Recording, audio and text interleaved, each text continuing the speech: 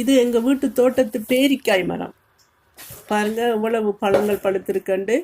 எப்பயுமே வந்து இது மரம் முழுக்களுமே நிரம்பி வழிகிற அளவுக்கு எங்களுக்கு பழங்கள் கிடைக்கும். இந்த வருஷமும் அதே போல தான் நல்லாவே வந்து நிறைய பழங்கள் கிடைச்சிருக்குது. இது வந்து ரொம்பவே நல்ல சுவையாக இருக்கும் இந்த பழங்கள்.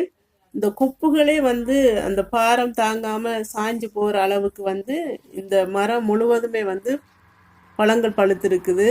சின்ன குட்டி கொப்பில் கூடி 3-4 காய்கள் கிடைச்சிருக்குது. பெரிய கொப்புகளாக இருந்தால் 10 காய்கள் 20-30 காய்கள் அப்படியெல்லாம் கூட இருக்கும். இந்த குட்டி கொப்பு தான் இது. இதில் பார்த்தீங்கன்னா 10 காய்கள் இருக்குது. இதே போல் வந்து மரம் முழுக்களுமே வந்து நிறைய வந்து எங்களுக்கு காய்கள் காய்ச்சிருக்குது.